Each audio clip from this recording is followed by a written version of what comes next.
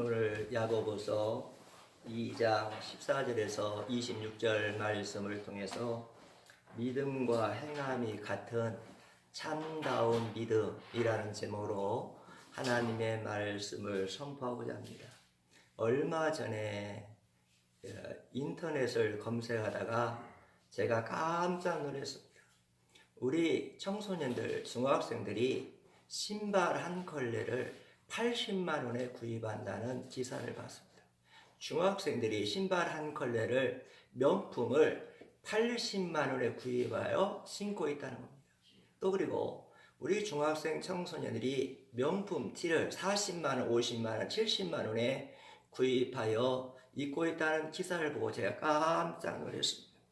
우리 기성세대는 양복 한 벌 40만 원, 50만 원 맞추더라도 고민하고 또 고민하고 생각하고 머뭇거리다가 꼭 입어야 한다면 양복을 맞추는데, 아이들은 80만 원의 신발을 사고 그걸 신고 다닌다는 걸 볼 때 우리 청소년들, 중학생들의 가치관이 혼란이 왔구나, 혼돈이 왔구나, 이 가치관이 잘못됐구나.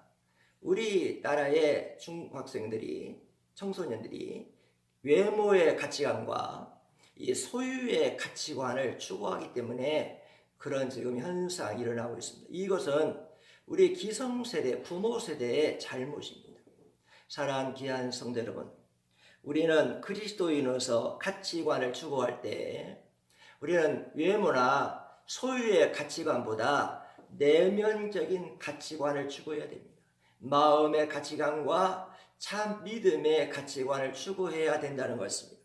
야고보는 교회와 그리스도인들이 비신자들이 추구하는 외모나 소유의 가치관을 추구하지 말고 마음, 내면의 가치관과 참 믿음의 가치관을 추구하라고 오늘 본문 말씀 우리가 알려주고 있는 것입니다. 성전에 부자와 가난한 사람이 예배드리러 왔습니다. 그런데 우리 한번 2장 2절 한번 읽읍시다. 2장 2절입니다. 시작. 만일 너희 회당에 금가락지를 끼고 아름다운 옷을 입은 사람이 들어오고 또 남루한 옷을 입은 가난한 사람이 들어올 때, 이 부자가 이 교회에 와서 예배를 왔는데 이 명품 옷을 입고 고급스러운 옷을 입고 명품 핸드백을 가지고 오고 그리고 금가락지를 끼고 비싼 걸로 자기 몸을 치장하고 교회에 왔습니다. 안내위원이 그 부자를 보니까 돈이 많이 있는 것처럼 보였습니다. 그래서 안내 봉사하시는 분이 그 부자의 외모만 보고 특별하게 대우를 했습니다. 그런데 가난한 사람도 교회에 와서 예배드리러 왔는데, 우리 한번 3절 말씀, 3절입니다.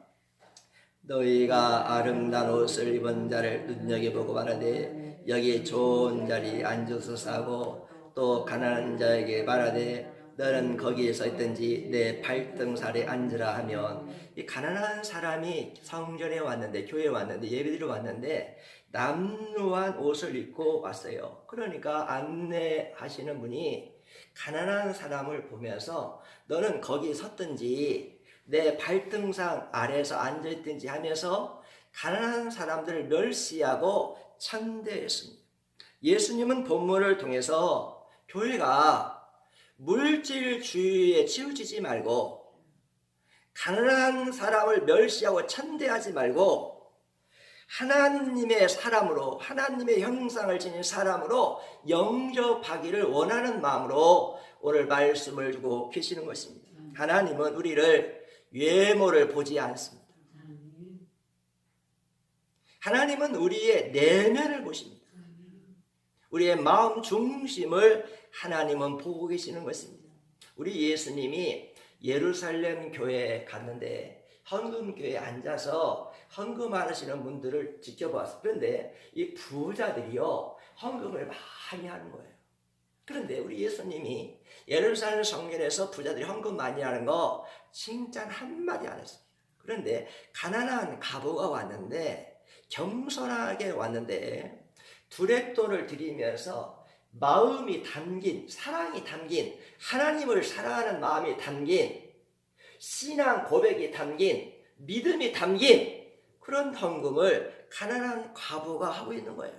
우리 예수님은 외모를 보지 아니하시고 그 물질에 있는 믿음을 보시고 사랑을 보시고 그 믿음 안에서 신앙 고백하는 그 신앙 고백을 보시기 때문에 그 가난한 과부가 동전 두 입을 바친 것을 가장 큰 헌금으로 하나님께서 받아주신다고 칭찬하신 것입니다. 사랑하는 성경은 말씀합니다. 요한복음 7장 24절 한번 봅시다. 요한복음 7장 24절입니다.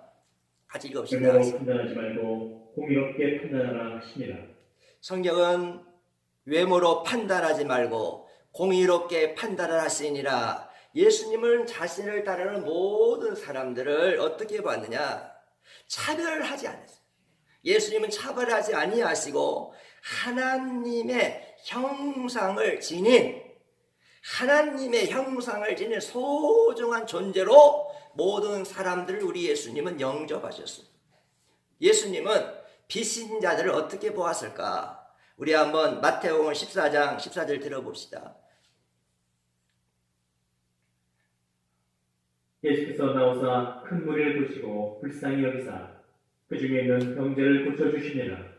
비신자들, 불신자들을 우리 예수님은 너희들은 마귀 자식들이야. 너희들은 마귀 자식들이야. 그렇게 말씀하지 아니하고 목자 없는 방황하는 유람하는 목자 없는 사람들로 보셔서 그 예수 믿지 않는 사람을 이런 양으로 보시고 우리 예수님은 비신자들을 긍휼하게 해주시고 사랑으로 품어주셨다는 것입니다. 하나님은 세상에 대하여 가난한 사람을 택하사 믿음의 부자로 만드시는 하나님이십니다. 하나님께서 주신 최고의 법은 뭐냐? 여러분과 저에게 주신 최고의 법은 뭡니까? 2장 8절 한번 읽읍시다. 2장 8절 읽읍시다. 같이 읽어봅니다. 시작. 너희가 만일 성경에 기록된 대로 내 이웃 사랑하기를 내 몸같이 하라 하신 최고의 법을 지키면 잘하는 것입니다. 자, 성경에서 최고의 법 613계명의 계명이 있다면 이 613계명에서 최고의 법은 무슨 계명이라고 그래요? 오늘 예수님 말씀이에요. 내 이웃을 내 몸처럼 사랑하라. 내 이웃을 내 몸같이 사랑하라는 말씀이 성경의 최고의 법이라는 것입니다. 그렇다면 우리의 이웃은 누구일까? 우리 예수님은 우리의 이웃이 누군가에 대해서 강도 만난 유대인의 예를 들어서 우리에게 설명해 주었어요. 예루살렘에서 여리고로 내려가다가 유대인이 강도를 만났어요. 그런데 강도 만난 유대인은 돌을 다 뺏기고 옷도 다 뺏기고 그리고 구타를 당하여 피를 흘리고 있었어요. 그 사람을 누군가가 치료해 주지 아니하면 그 사람을 누군가가 도와주지 아니하면 그 사람은 강도 만나서 피를 많이 흘려서 죽을 수밖에 없었어요. 그런데 그 예루살렘에서 여리고로 가는 길에 성직자인 제사장이 그 길을 걸어갔어요. 강도 만난 사람이 살려달라고 신음 소리를 합니다. 여보세요, 여보세요, 살려주세요.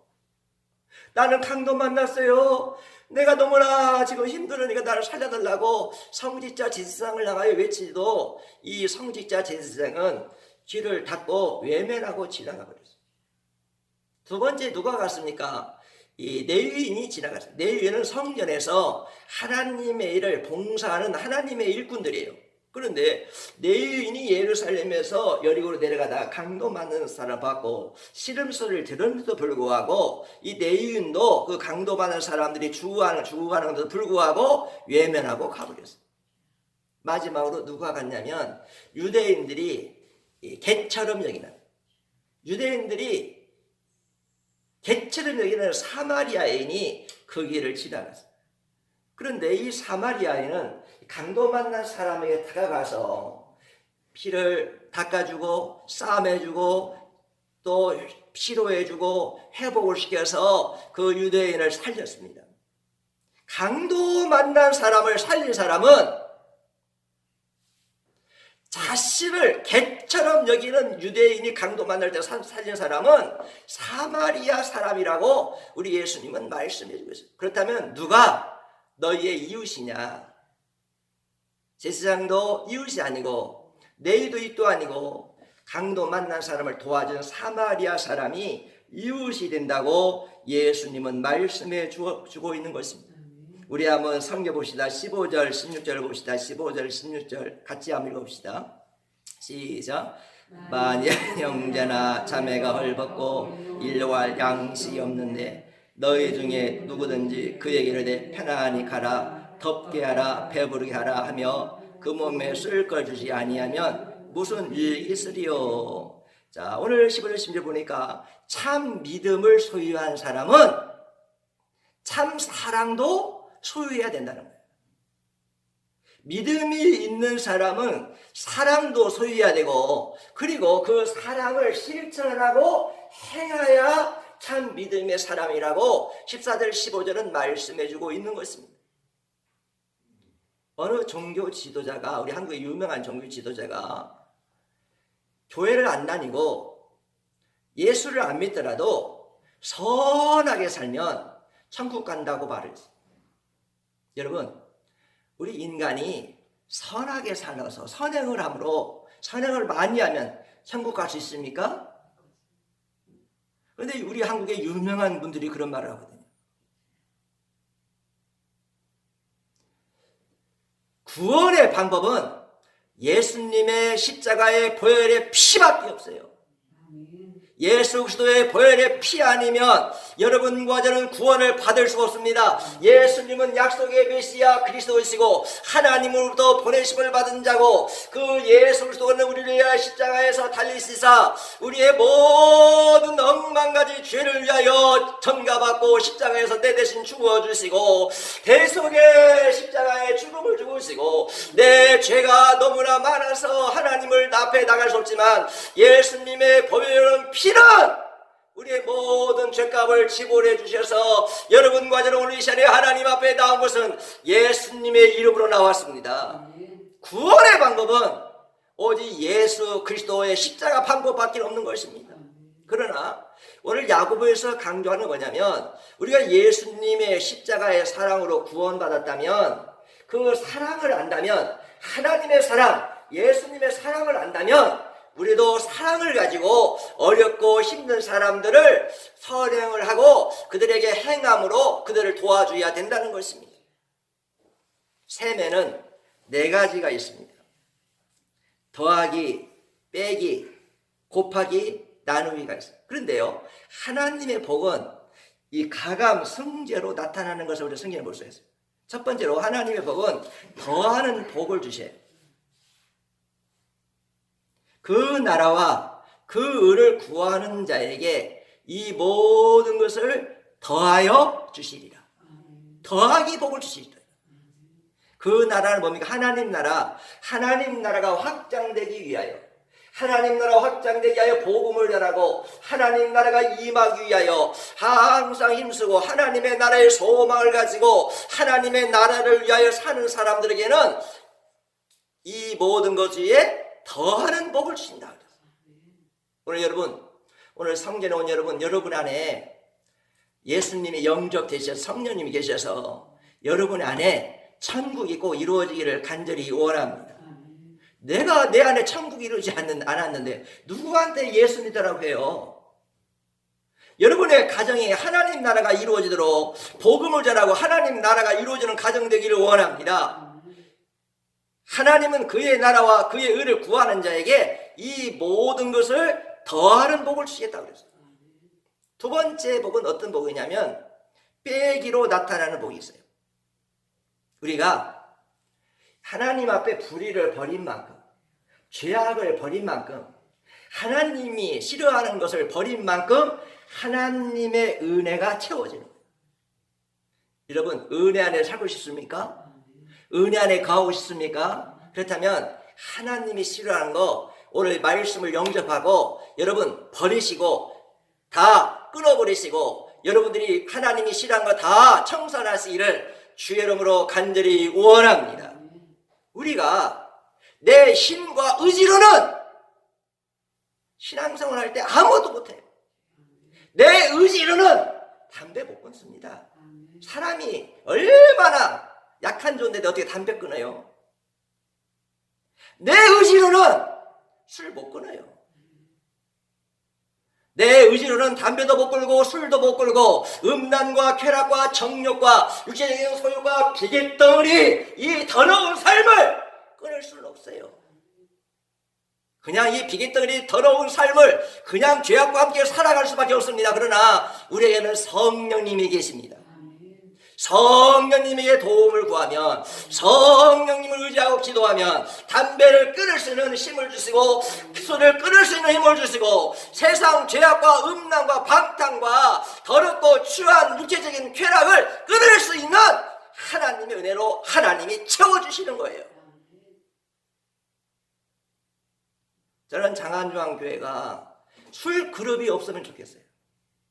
어떻게 교회가 몇 사람이 안 되는데 같은 교회 성도들이 술 그룹으로 술을 마십니까? 하나님 앞에 나와 예배드리는 사람들이 술 그룹을 만들어서 술 친구가 되어 술 벗이 돼가지고 술로 방탕하고 어떻게 하나님 앞에 이 교회 영성이 어떻게 하나님의 교회 영성이 어떻게 되겠어요? 우리 장안중앙교회 술그룹이 오늘 말씀을 통하여 다 없어지기를 원합니다. 세상 음란 그룹, 육체의 비계덩이의 쾌락 그룹, 더러운 그룹, 더러운 말하고 더러운 욕하고 더러운 말하는 그런 그룹이 우리 장안중앙교회에서 영적인 수순이 되어서 교회가 성결하고 교회가 거룩한 공동체가 되도록 여러분들이 죄악을 버리고 하나님의 은혜로 채워주시는 빼기로 보시는 하나님을 만나시기를 주의 이름으로 간절히 원합니다. 세 번째 복은 곱하기로 나타나는 복이 있습니다.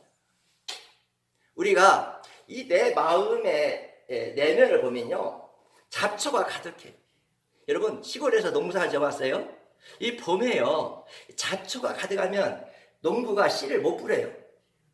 어떤 농부가 잡초가 가득한데 씨를 뿌리는 농부가 어떻게 있겠습니까? 어떻게 합니까? 쟁기를 가지고 이라락 이라락 하면서 소를 끌고 이라락 하면서 쟁기로 밀면서 다 잡초를 갈아엎고 난 다음에 옥토를 만들어서 씨를 뿌리는 거예요. 내 마음에 죄악의 잡초가 가득한데, 내 마음에 죄악의 잡초가 가득한데 어떻게 하나님의 말씀이 여러분의 마음에 임할 수가 있겠습니까? 내 마음의 죄악을 다 청산하시고 죄악의 잡초를 하나님 앞에 울며, 하나님 내 마음이 하나님 앞에 이렇게 더럽습니다. 내 마음의 잡초를 성령의 불로 태워주시고 성령의 쟁기로 갈아주셔서 내 마음이 이제 옥토가 되므로 하나님의 말씀을 영접하게 하시고 인내로 하나님 말씀을 지키게 하여 주세요. 곱하기의 복은 최소한 몇 배의 축복을 주냐면 30배의 축복을 줍니다. 또 더 그 다음에 어떻게 복을 주죠? 60배 복을 줍니다. 그 다음에 어떤 복을 줍니까? 100배 복을 주십니다. 마지막으로 나눔으로 나타나는 복이 있어요. 하나님의 은혜와 사랑은 나눌 때에 무한대로 복을 주세요. 자, 우리 성경 한 장 읽어봅시다. 누가복음 6장 38절 한번 들어봅시다. 누가복음 6장 38절 들어봅시다.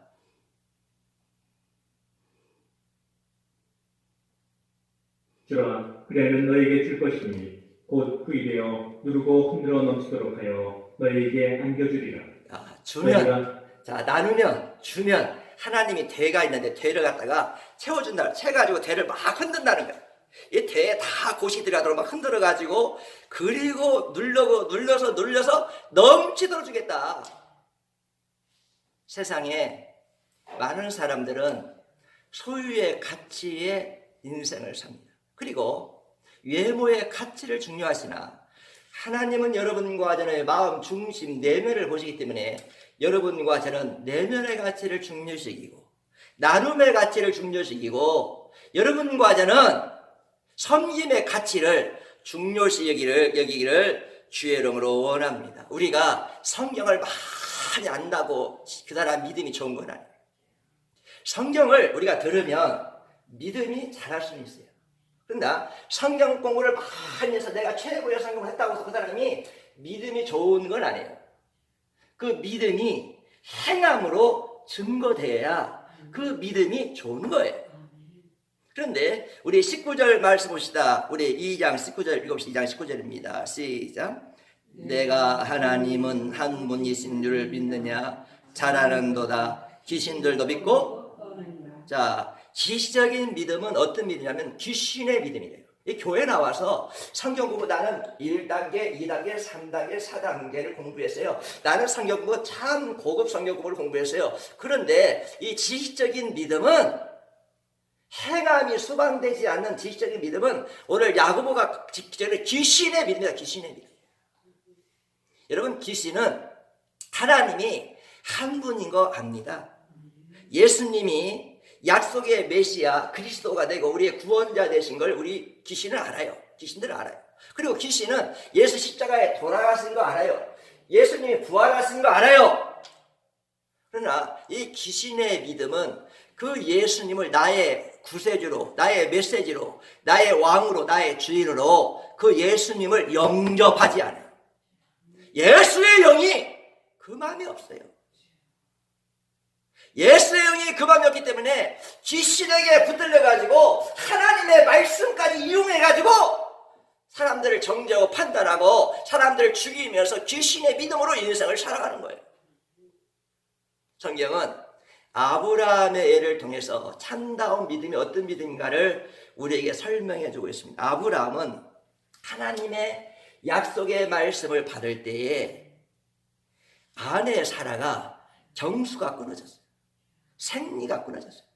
그런데 아내가 경수가 끊어지고 생리가 끊었는데 하나님은 약속의 자녀를 주신다는 거예요. 여러분, 의학적으로 여러분 경수가 끊어지고 생리가 끊어진 여자가 아이를 낳을 수 있겠습니까?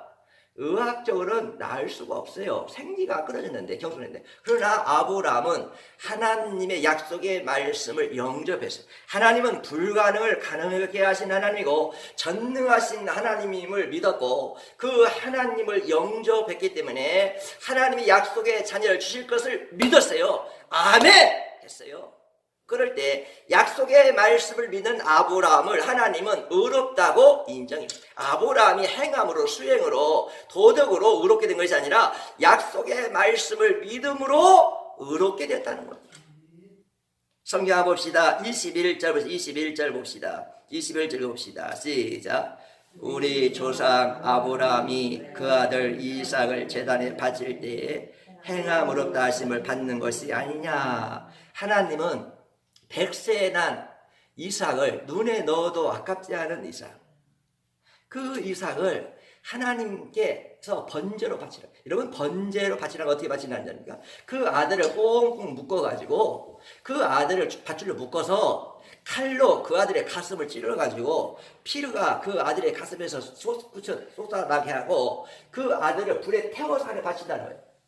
이게 하나님의 사랑이신 하나님이 이해가 됩니까? 여러분, 그 당시에 이스라엘 백성들은 하나님을 섬겼지만 아브라함 시대에 이스라엘 백성들은 누구를 섬기냐면 몰렉신을 섬겼어요.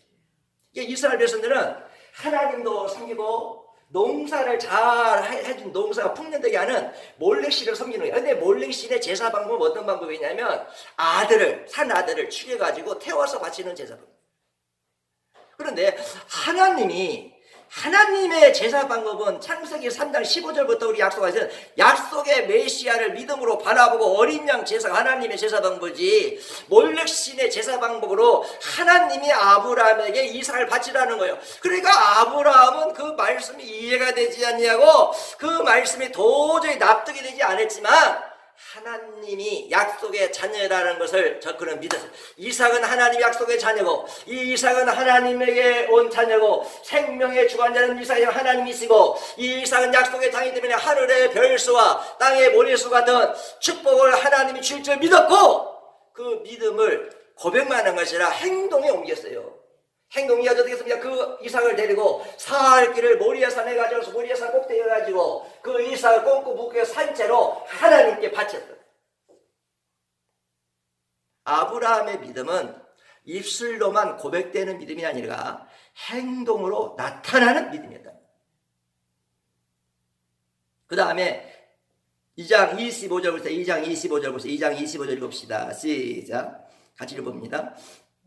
또 이와 같이 기생나비 사자들을 접대하여 다른 길로 나가게 할 때에 행함으롭다 하심을 받은 것이 아니냐. 여러분, 여리고성에 기생나비 있었는데 기생남은 기생이고 천한 존재였어요. 그래서 자기가 기생으로 태어난 것을 팔자소환이라고 자학하고 학대하며 살 수가 있었는데, 이 기생남은 하나님을 상천하지 하셔야 돼요. 하늘의 하나님과 땅의 하나님, 하나님의 신이 없은 것을 하나님을 영접했어. 그리고 기생납은 이스라엘의 사자를 하나님의 사자로 영접하고, 정탐꾼들은 지금 말하면 간첩들인데 이 간첩을 숨겨주고 보호해 주었어요. 여러분, 간첩을 숨겨주고 보호해주면 처벌받지 않습니까? 보안법에 어기 때문에 풀어봤는데, 그런데 하나님을 영접하고 이스라엘에게 가나안 땅을 주신 하나님 영접하고 또 이 사자를 영접함으로 그는 어떻게 돼요? 입술로만 하나님을 상전하는 하나님이 아니라 그 간첩들을, 정탐꾼들을 영접하고 숨겨주고 믿음으로 행동했다는 겁니다. 여러분이 한번 물어봅시다. 생명과 호흡이 분리될 수 있습니까? 생명과 호흡은 호흡이 멈추면 어떻게 해요? 생명이 멈추죠. 생명이 멈추면 호흡도 멈추죠. 우리 인간의 생명과 호흡은 분리될 수 없어요. 자, 우리가 신앙생활 할 때 믿음과 행함은 생명과 호흡이 분리될 수 없는 것처럼 믿음과 행함은 분리될 수가 없다는 거예요. 믿음 따로 행함 따로 그런 더러운 삶을 살지 말고, 우리가 믿음으로 하나님 자녀가 되었으면 거룩한 지성되고 하나님의 자녀가 되면 행함도 거룩하고 성결하고 하나님의 자녀로 살 수 있기를 주의 이름으로 간절히 원합니다. 스위스에서 할아버지가 복권을 샀어요. 그런데 그 할아버지가 산 복권이 100억이 당첨됐어요. 그런데 이 복권회사에서 이 100억 당첨자를 찾아보니까 연세가 많은 할아버지였어요. 그런데 복권회사가 고민이 생긴 거야. 이거 복권 100억 됐다는 사실을 그 할아버지가 알려주면, 할아버지가 연세가 많아서 몸이 허약해서 심장마비로 쓰러져 버리면, 너무 놀라가지고 심장에 쓰러져 버리면 복권 판매율이 떨어질 것이고 복권의 판매에 어려움이 올 것을 생각해가지고 이 변호사를 통하여 이 복권 당첨금 100억을 그 할아버지에게 잘 전달해 주라고 위탁을 했어요. 근데 변호사가 그 할아버지에 대해서 알아보니까 나이가 많은 할아버지예요. 그리고 연세가 많은 게 아니라 몸이 허약해가지고 이 할아버지가 이 100억 복권 당첨됐다는 말을 들으면 심장으로 쓰러질 할아버지. 그래서 고민하다가 목사님을 만나러 갔습니다. 목사님 만나가지고, 목사님 어떻게 하면 좋습니까? 하고 물어봤더니 목사님께서 하시는 말씀이 나에게 맡겨보세요. 목사님이 자신에게 맡기라고 그래서 이제 이 변호사는 이 목사님에게 100억 그 당첨금을 목사님에게 맡겼어요. 그래서 목사님이 할아버지를 찾아갔어요. 할아버지 큰 돈이 생기면 할아버지 그 큰 돈으로 뭐 하고 싶어요? 물어보니까 그 할아버지가 무슨 말이냐면, 나는 큰아들에게 좋은 집을 하나 사주고 싶습니다. 둘째 아들에게는 자가용 좋은 차를 사주고 싶습니다. 셋째 아들은 돈이 없어서 공부를 못했는데 공부할 수 있도록 뒷바지를 하겠습니다. 이 할아버지는 100억 복권 당첨된 할아버지는요, 자신의 노후나 자신의 행복은 조금도 생각하지 않고 자녀 셋만을 위하여 마칠 때까지 인생을 살기를 원하는 거예요. 이게 우리의 부모님의 마음 아닙니까? 제가 이번에 산정호수에 1박 2일로 갔다 왔는데, 항상 추석 때는 아버님과 어머니를 모시고 이렇게 가족 여행을 가요. 그러면 우리 어머니나 아버지가 가족 여행 가면 공기 좋다, 참 좋다, 정말로 그러면서 어머니 아버지가 막 좋아하셔요. 그런데 이번에는 참으로 이제 저희 가족과 은수 권사님, 이성모 집사님 가족과 함께 갔는데, 가니까 어머니가 동행하지 않는 것이 느껴지는 거예요. 그리고 어머니 자리가 너무나 큰 자리로 느껴져요. 그리고 이제 어머니와 함께 할 수 없구나. 가족여행도 어머니와 같이 갈 수 없구나 하는 말을 생각하니까 마음이 설설했어요. 저희 어머니도 돌아가실 때까지 큰 아픈 몸으로 그 중병 환자가 오직 교회와 자식들만 위해서 기도하고 사시다가 하늘에 나갔어요. 이게 부모의 마음인데 그 할아버지도 큰아들 집 사주고 둘째 아들 자영 사주고 셋째 아들 공부할 수 있도록 뒷발해주고 하니까 이 목사님이 계산을 해보니까 50억도 안 되는 거야. 아무리 넉넉히 잡더라도 50이 안 되는 거야. 그래서 그 목사님이 물어보는 거예요.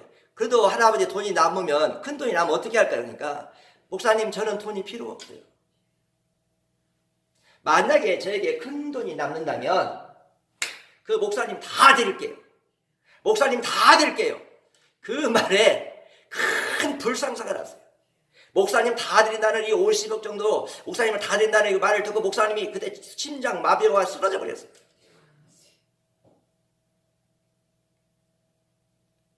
믿음 따로 생활 따로 하면 어디 가든지 우리 영적인 사람은 실패할 수밖에 없고 믿음 따로 행함 따로 신앙이 되면 하나님께 영광을 돌릴 수가 없는 것입니다. 목사님도 예는 아니라는 거예요. 오늘 예배드린 여러분, 여러분이 교회 10년, 50년 다닌 거 자랑하지 마세요. 믿음이 행함으로 증거되지 않냐는 믿음은 귀신의 믿음입니다. 구원받을 수 없는 믿음이고 그 영혼은 천국 갈 수 없는 믿음이에요. 믿음 따로 행함 따로 신앙은 있을 수가 없어요. 내가 예수님을 영접하고 성령이 내 안에 계시면 성령을 따라 살지 육체의 본능과 쾌락과 육체의 비기등이 쾌락덩어리를 따라 살지 않습니다. 주님, 이제부터 사람을 바라볼 때 외모를 보고 사람을 판단하지 않게 하시고 우리 예수님처럼 모든 사람을 하나님의 형상을 지닌 사람으로 바라볼 수 있는 존귀함으로 바라볼 수 있는 하나님의 사람이 되기를 원합니다.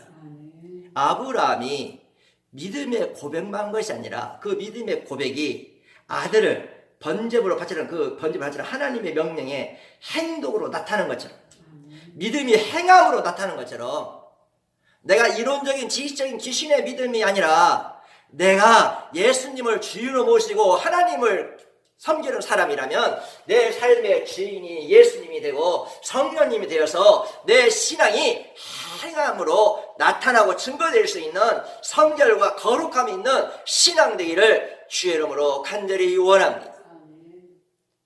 말쟁이 그리스도인이 되지 말게 하시고 예수님의 모습을 닮아가는 거룩한 예수님을 닮아가는 성화를 이룰 수 있는 하나님 백성 되기를 주의 이름으로 간절히 원합니다. 오늘 예배드린 여러분, 여러분의 믿음과 행함이 항상 함께하기를 주의 이름으로 간절히 축복합니다. 우리 기도합시다. 하나님 아버지 감사합니다. 오늘 저희들이 야고보를 통해서 믿음과